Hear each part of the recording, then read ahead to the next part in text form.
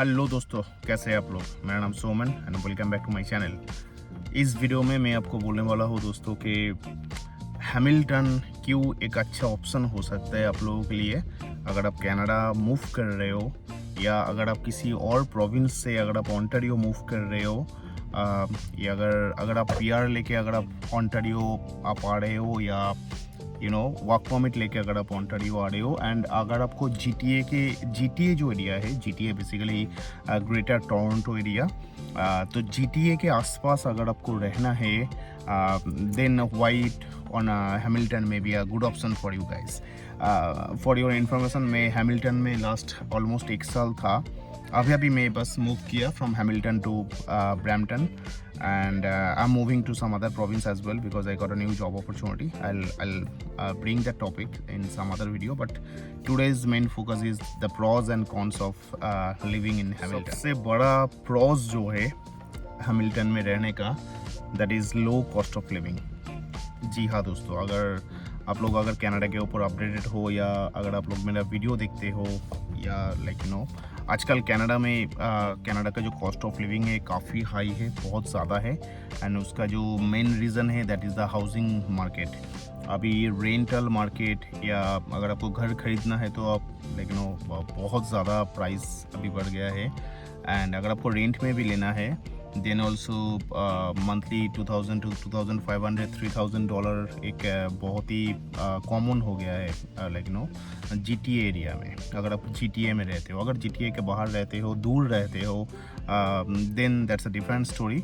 But अगर GTA के proximity में अगर आपको रहना है, अगर आपका जॉब है, अगर आपको ऑफिस जाना होता है, या अगर आप हाइब्रिड मॉडल में काम करते हो, and GTA is the best place to live in Ontario, right. Obviously क्योंकि पूरा कनाडा का जो भी पॉपुलेशन है, सबसे ज़्यादा पॉपुलेशन जो डेंसिटी जो सबसे ज़्यादा है वो जीटीए में है एंड वैंकूवर में है, राइट। क्योंकि यही दो बड़ा सिटी है, टोरंटो एंड वैंकूवर। मॉन्ट्रियल भी है, लेकिन टोरंटो एंड वैंकूवर में बहुत ज़्यादा भीड़ है, right, because of job opportunities and all, right.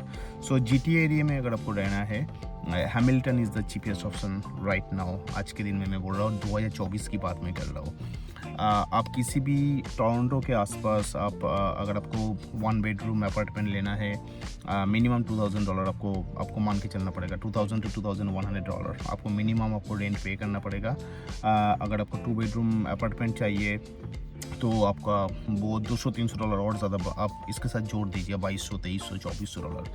और इससे बड़ी प्रॉब्लम है कि आज के दिन में जो लैंडलॉर्ड होता है वो घर देने से पहले आपका क्रेडिट रिपोर्ट चेक करता है। आपका क्रेडिट स्कोर अच्छा होना चाहिए, आपके पास एक अच्छा स्टेबल जॉब होना चाहिए। डजेंट मैटर आप अपने इंडिया में या अपने कंट्री में आप क्या हो सकता है कि आप अपने कंट्री में आपका बहुत अच्छा इनकम है, आपका बैकग्राउंड बहुत अच्छा है, और अगर आप एज ए न्यू कमर्स अगर आप यहाँ पे आ रहे हो कनाडा में, तो ऑब्वियसली आपको जॉब मिलने में थोड़ा सा टाइम लगेगा, राइट। अगर आप जॉब लेके नहीं आ रहे हो तो जॉब मिलने में आपको टाइम लगेगा। आपका जो क्रेडिट हिस्ट्री है, आपका जो क्रेडिट स्कोर है, इंडिया में जो हम लोग सिविल स्कोर बोलते हैं जिसको, या सिविल रिकॉर्ड जिसको बोलते हैं, कि बैंक में आप अगर कोई लोन लेने जाते हो तो आपका सिविल स्कोर देखा जाता है इंडिया में। सो सिमिलरली कनाडा में इसको क्रेडिट स्कोर बोला जाता है, और credit score is very much important in Canada. तो जब भी आप कनाडा आ रहे हो, आपको पहले दिन से आपको फोकस करना है कि to build your credit report, to build your credit score. And वो रातों रात नहीं होता है, वो टाइम लगता है इसको बिल्ड करने के लिए। तो उसके ऊपर मैं एक नेक्स्ट वीडियो बाद में लेके आऊँगा। But what I am trying to tell you कि जीटी एरिया में अगर अच्छे किसी भी जगह पे, मिसिसागा हो गया, या स्कैरबरो हो गया, नॉर्थ यॉर्क हो गया, मिड टाउन हो गया, राइट, ऐसे जगह पे अगर आपको लेना है घर, तो in most of the cases landlord जो है वो आपसे क्रेडिट रिपोर्ट मांगेगा। और अगर आपका क्रेडिट रिपोर्ट नहीं है तो हो सकता है वो आपको घर ना दे, क्योंकि आज के दिन में सिचुएशन ऐसा है कि एक अपार्टमेंट लेने के लिए पीछे 10 बंदा खड़ा है, राइट। तो जिसके पास ऑलरेडी क्रेडिट रिपोर्ट है, जिसके पास ऑलरेडी जॉब है, जो ऑलरेडी कनाडा में है, जिसके पास रेफरेंस है, या पे लैंडलॉर्ड आपसे रेफरेंस भी मांगेगा, योर प्रीवियस लैंडलॉर्ड रेफरेंस। तो अगर आप बिल्कुल न्यू कमर हो तो हो सकता है कि वो लैंडलॉर्ड आपको घर ना दे। तो that is the highest possibility, ऐसा हो रहा है लोगों के साथ। सो इन दैट सेंस अगर आप हैमिल्टन अगर आप चूज़ करते हो because of low cost of living, and वहाँ पे जो हाउसिंग जो मार्केट है, जो रेंटल प्राइस है, वो भी आपको $200-300 आपका कम आएगा। And because of that reason, because Hamilton थोड़ा सा दूर है टोरंटो से, तो in most of the cases landlord जो है वो आपसे मांगेगा, लेकिन even if you don't have your credit score, your credit report, then also they may consider you. तो उसमें आपको घर मिलने का जो पॉसिबिलिटी है वो ज़्यादा होगा हैमिल्टन में। और रेंटल मार्केट भी बहुत मतलब नॉमिनल है। अगर मैं कंपेयर करूँ अदर सिटी के साथ, बड़े सिटी के साथ, तो हैमिल्टन में आपको कम से कम प्राइस में आपको रेंट डेफिनेटली मिल जाएगा।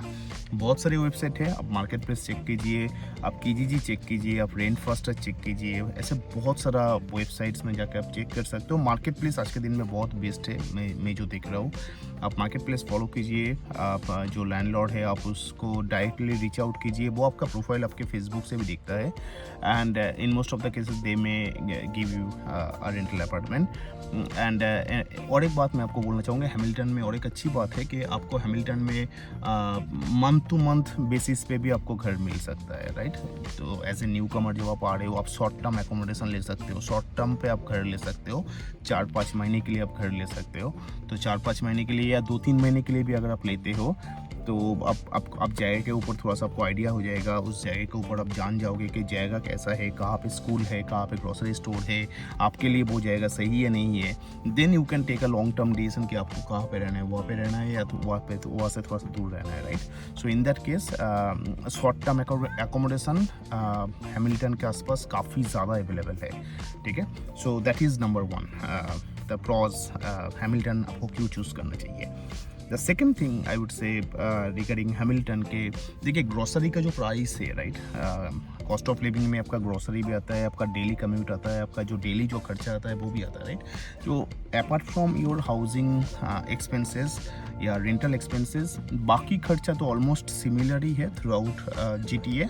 लेकिन एक बात मैंने नोटिस किया कि GTA एरिया में जो गैस का जो प्राइस है वो हैमिल्टन में कम होता है दोस्तों। या this is my personal experience, okay. Last 1 साल से मैं देख रहा हूँ, मैं जब भी अपना गाड़ी जब भी मैं फिल अप करता हूँ, जब भी मैं गैस पेट्रोल, राइट, हम लोग इंडिया में पेट्रोल बोलते हैं, जब भी मैं पेट्रोल फिल करता हूँ, यहाँ पे गैस बोलता है, गैसोलीन बोलता है। तो जब भी मैं गैस फिल करता हूँ तो यहाँ पे हमेशा आई सी ये कंपेरेटिवली थोड़ा सा कम होता है, राइट। 150, 146, 147 कभी कभी। लेकिन उसी टाइम अगर मैं टोरंटो के आसपास किसी जगह से अगर मैं फिल करता हूँ, या स्कैब्रो से फिल करता हूँ, ब्रैम्पटन से फिल करता हूँ, $2-3 का डिफरेंस आई सी।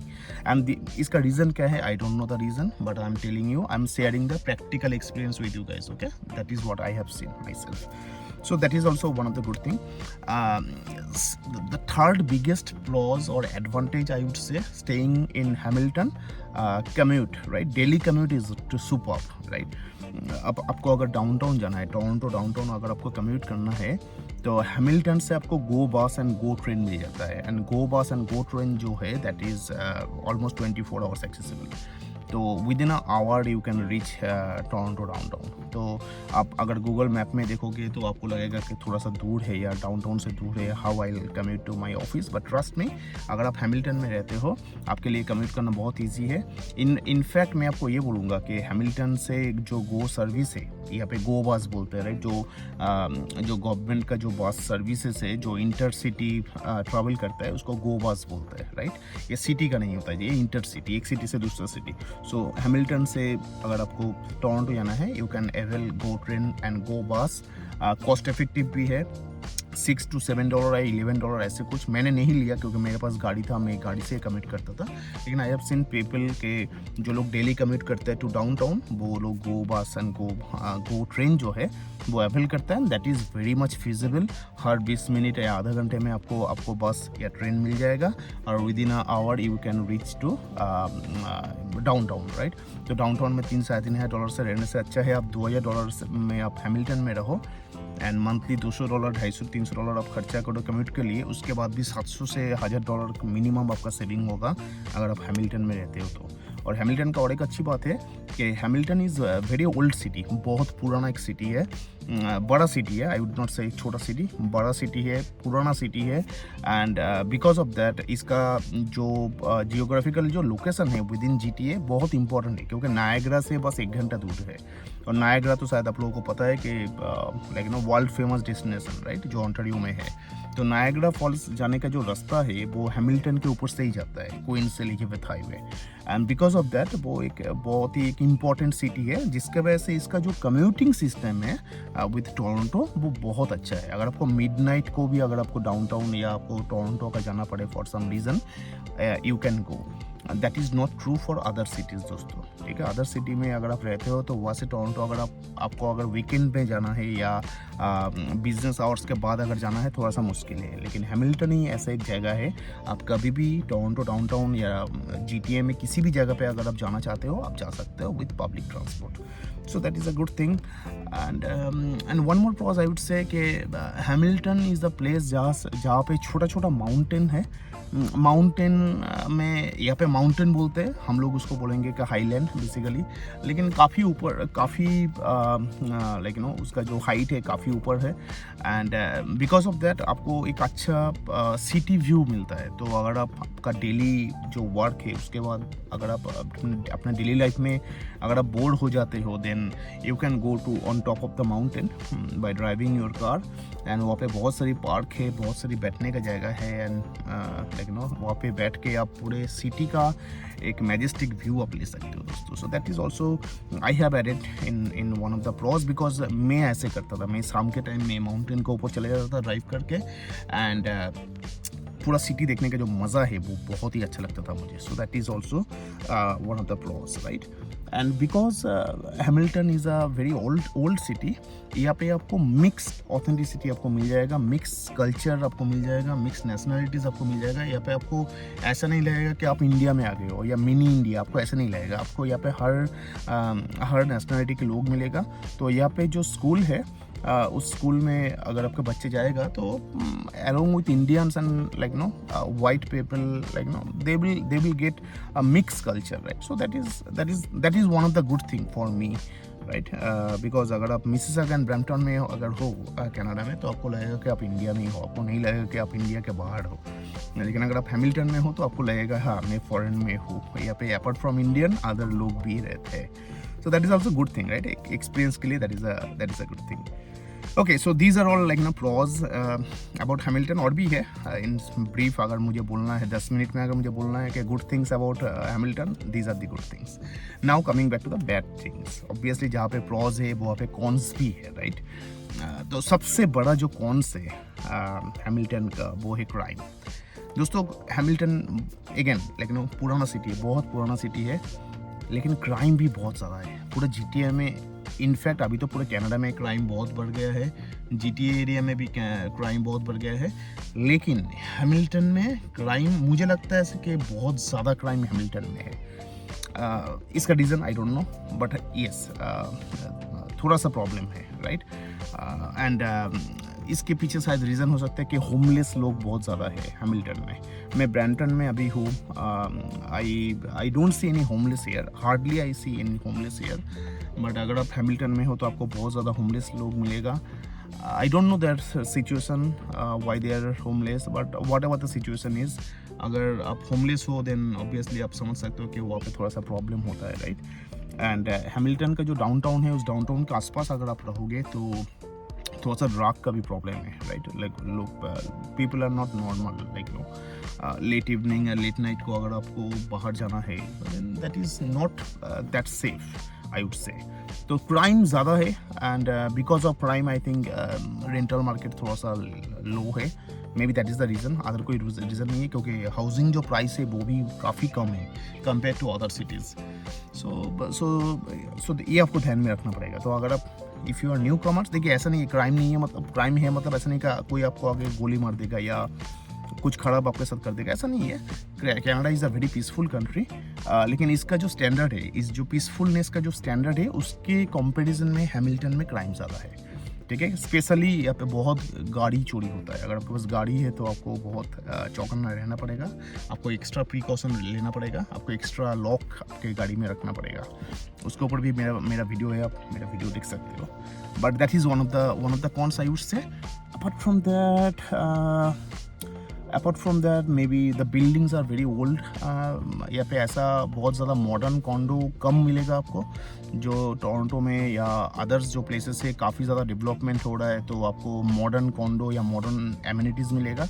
लेकिन हैमिल्टन एक बहुत पुराना सिटी है तो यहाँ पे जो बिल्डिंग्स है वो भी काफ़ी पुराना है। So that is not a cons but I am just telling you like know ऐसा हो सकता है।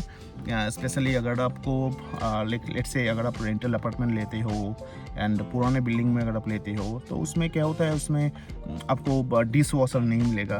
That is one of the problem. उसमें कभी कभी बग्स का प्रॉब्लम होता है, कॉकरोचेस का प्रॉब्लम होता है।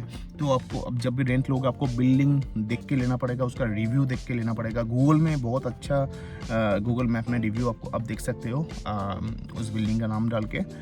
लेकिन these are the cons right, तो आपको थोड़ा सा देख के लेना पड़ेगा। मतलब सस्ते में मिल रहा है इसका मतलब ये नहीं कि बहुत अच्छा है। आपको थोड़ा सा उसका उस जगह का प्रोज एंड कॉन्स वो सब कुछ देख के लेना पड़ेगा। But for a initial settlement अगर आप पहली बार कनाडा आ रहे हो सेटल करने के लिए या like you know then maybe it may be a good place for you guys to start with. After that like know after living here for a while you can take a call, आपको कहाँ भी जाना है, आपको Hamilton रहना है या किसी और सिटी में जाना है। So that's a different story. Apart from that, I don't see any other major cons. But yeah, overall, it's a good city. I mean, you can start your Canadian journey from that place. So yeah, so that's it for today. अगर आप लोगों को कुछ question है regarding Hamilton को जानना है आप लोग मुझे क्वेश्चन कर सकते हो। और अगर आप लोग मेरे चैनल में नए हो please do subscribe my channel. आपके सब्सक्राइब करने से मुझे मोटिवेशन मिलता है ऐसे और भी वीडियोज़ लेके आने का, क्योंकि मेरे चैनल में मैं जो भी लेके आता हूँ दोस्तों मेरा प्रैक्टिकल एक्सपीरियंस में लेके आता हूँ। मैं कनाडा में फर्स्ट टाइम आया था 2016 में, अभी this is 2024, almost 8 years back and fourth. मैं इंडिया भी गया था बीच में, बट ओवरऑल मैंने जो एक्सपीरियंस है मैं इस प्लेटफॉर्म में लेके आता हूँ जो आपके लिए शायद हेल्पफुल हो सकता है। देखते रहिए, थैंक यू।